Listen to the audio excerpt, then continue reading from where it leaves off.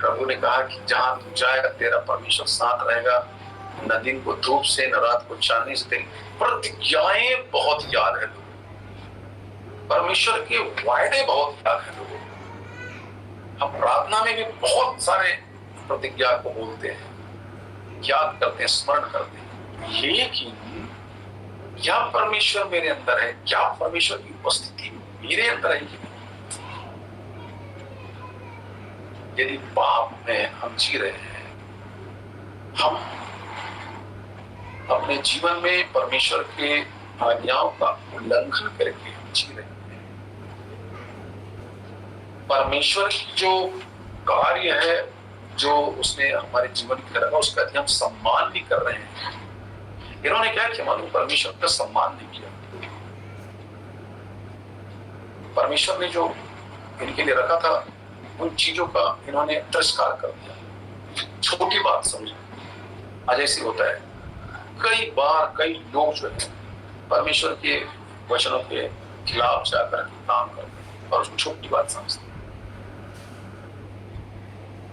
क्या हुआ मैं आपको बता रहा हूं, जब ये पाप इनके जीवन के अंदर में आया तो परमेश्वर की उपस्थिति इनके जीवन से चली, बाहर हो गया,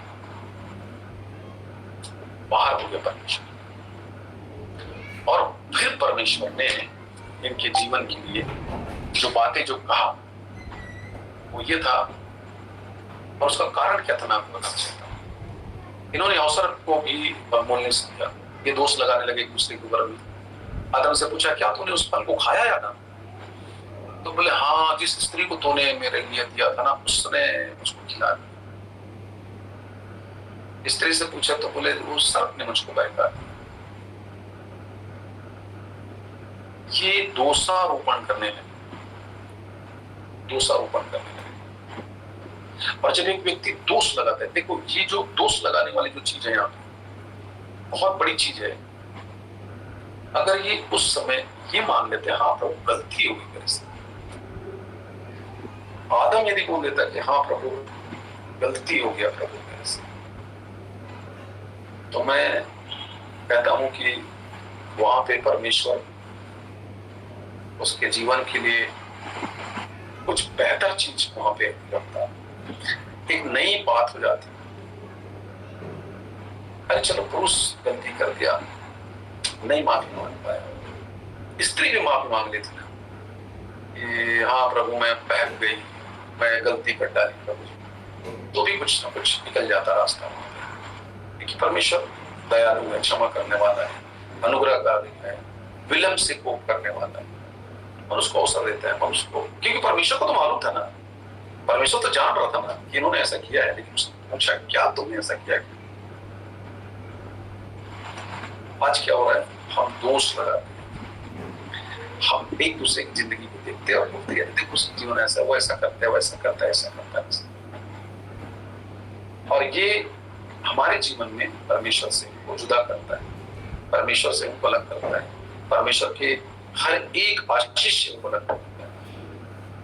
और क्या हुआ, ये आशीष से अलग हुए, परमेश्वर ने जो कुछ भी इनको दिया था उनसे ये अलग हो गए, आशीष से अलग हो गए। चलो ठीक है, आशीष से अलग हो गए कोई बात नहीं, अधिकार से अलग हो गए कोई बात नहीं, आज नहीं कल आप वापस आ जाओ। लेकिन इन्होंने क्या किया, जो ये ढिठाई का जो पाप था इनके जीवन के अंदर, ढिठाई का पाप मतलब नहीं मानने वाली जो चीज थी, मानना ही नहीं शायद हम गलती है। तो इनके लिए क्या हुआ, बाइबल में लिखा है कि इनको श्राप के वश में छोड़ दिया। क्योंकि जब तक परमेश्वर अंदर था, उनके साथ था, परमेश्वर की उपस्थिति उनके अंदर थी, तब तक वो आशीषित थे, अधिकार प्राप्त किए हुए थे, पवित्र थे, परमेश्वर का दिया गया सब कुछ उनके जीवन के लिए, परमेश्वर की योजना और उपाय उनके जीवन के लिए, परमेश्वर का हर एक कार्य उनके जीवन में लागू था। लेकिन जैसे ही ये लोग पाप किए, पाप को अपने जीवन में पकड़ लिए, पाप का बीज उनके अंदर में आ गया, और उस पाप को बीज को निकालने के लिए परमेश्वर से उन्होंने उस समय सहायता नहीं मांगा, उस समय उन्होंने पश्चाताप नहीं किया, उस समय उन्होंने अपनी गलती को स्वीकार नहीं किया। इसके कारण वो जड़ पकड़ गया और वो क्या हुआ, उनके जीवन में श्राप को लेकर के आया, पीड़ा को लेकर के आया, दुख को लेकर के आया,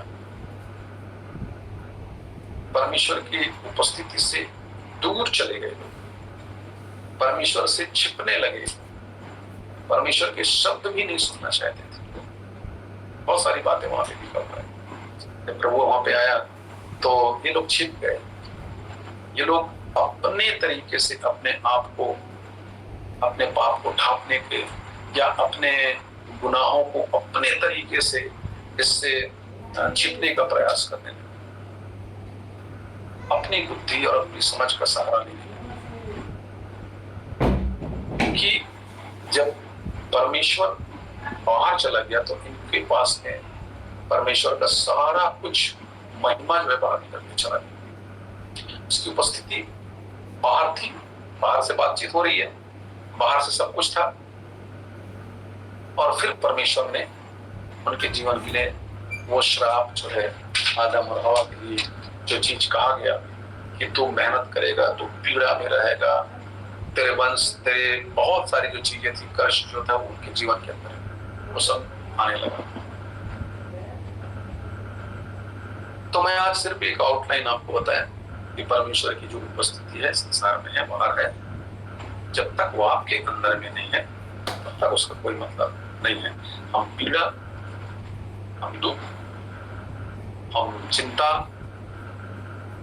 हम समस्या में, हम निराशा में हम पड़े रहेंगे, लेकिन उसकी उपस्थिति जब हमारे अंदर आती है तो हमारे निर्बलता में भी हम बलवान महसूस करेंगे। हमारे अंदर निराशा है, वहां हमारे लिए आशा उत्पन्न हो जाएगी। यदि हमारे अंदर भय है, वहां पे हम बलवान बन जाएंगे, हमारे अंदर एक आशा उत्पन्न हो जाएगा। आज ऐसा लगता है कि होगा नहीं होगा, मेरी प्रार्थना सुनी जाएगी नहीं सुनी जाएगी, ये सब कुछ जो है ये आपके जीवन से चला जाएगा। और परमेश्वर का जब उपस्थिति आपके अंदर में रहेगा तो आपके अंदर में वो सब कुछ परमेश्वर उत्पन्न करेगा, आपको नीचे नहीं आने देगा। कब तक आप बाहर को देख करके, कब तक आप बाहर के बातों को सुन करके, कब तक आप बाहर की गवाहियों को सुन करके, कब तक आप बाहर के वचनों को सुन करके अपने आप को तसल्ली दे करके आप आगे बढ़ेंगे। जिस दिन परमेश्वर आपके अंदर में आ जाएगा तो आपके अंदर वो चीजें आ जाएंगी। अब वो परमेश्वर चाहता है कि आपके अंदर में आना चाहिए, और वो कब होगा जब आप परमेश्वर की उपस्थिति में, और परमेश्वर की उपस्थिति आपके अंदर होगी। परमेश्वर की उपस्थिति को आप अपने अंदर लेना चाहना है, और परमेश्वर आपके अंदर ही आना चाहता है। प्रभु यीशु मसीह संसार में आकर के उसने कहा ना कि इम्मानुएल परमेश्वर जो है वो जन्म लिया। आदम के बाद परमेश्वर बाहर से ही लोगों को सहायता किया, बाहर से उनके लिए लड़ा, बाहर से उनके लिए सब कुछ दिया, उनकी अगुवाई किया, बड़े बड़े आश्चर्य कर्म किए परमेश्वर। लेकिन परमेश्वर का मार्ग में कि बाहर से इन लोगों को मैं कितना भी मैं सपोर्ट करूं, कितना भी मैं इनके सामने मैं अपनी महिमा को प्रकट करूं, लेकिन ये उसमें स्थिर नहीं रह पाए। और यही हुआ। आपको मालूम होना चाहिए, इसराइली जो थे परमेश्वर की उपस्थिति को बाहर से इतना ज्यादा देखे थे, आंखों से परमेश्वर की बड़े बड़े आशा करते देखे। लाल समुद्र को दो भाग होते हुए, यरीहो की दीवार गिरते हुए, यरदन की जो नदी है उसको उल्टा बहते हुए देखे, मन्ना खाए, परमेश्वर के पर्वत में आग लग करके परमेश्वर की वाणी को सुनते। मतलब क्या चीज नहीं देखी बाहर से, परमेश्वर की जो सामर्थ का कार्य, परमेश्वर की जो बड़ा जो कार्य है, अपने आप को जो परमेश्वर ने जो प्रकट किया कि मैं तुम्हारा परमेश्वर, वो जो चीज है बहुत बड़ी थी। लेकिन वो लोग उस पर स्थिर नहीं रह पाए। थोड़ी सी कमी होती थी उनके जीवन के अंदर में तो वो लोग परमेश्वर को कोसने लगते थे। थोड़ी सी उनके जीवन में किसी चीज की पूर्तिकरण नहीं होने से वो लोग कुड़कुड़ाने लगते थे, और इसी कारण में बहुत सारे लोग नाश हो गए। वो लोग पहुंच ही नहीं पाया, सिर्फ 2 लोग पहुंचे, योशु कालेब पुराने में से, बाकी सब नए जनरेशन पहुंचे। मेरा कहने का मतलब यह है कि बाहर की चीजें आपको बहुत दिन तक स्थिर नहीं रख पाएगी, आपके अंदर होना चाहिए। जिस पर आप विश्वास करते हैं वो आपके अंदर में अगर नहीं है, जिसके वचन को आप सुन रहे हैं वो वचन आपके अंदर में अगर नहीं है, जिस परमेश्वर को आप पवित्र मानते हैं वो आपके अंदर में अगर नहीं है, तो फिर बाहर की जो चीजें हैं वो आपको सिर्फ थोड़े दिन तक आपको आनंद दे सकता है, खुशी दे सकता है, थोड़े दिन के लिए। इसलिए प्रभु चाहता है उसकी उपस्थिति अपने अंदर आप। सो प्रभु इस वचन के द्वारा आशीष प्रदान करें। हम कल देखेंगे कि परमेश्वर की उपस्थिति हम कैसे आए, क्या करें ताकि वो हमारे अंदर में रहे और हम उसको जाने समझे, और हम उसकी उपस्थिति को निरंतर हम कैसे बना के रख सकते हैं। किस किस पल में परमेश्वर की उपस्थिति हमारे से बात करता है, हम उन चीजों। सो धन्यवाद सिस्टर, प्रभु हम सबको आशीष दी सूचना के द्वारा।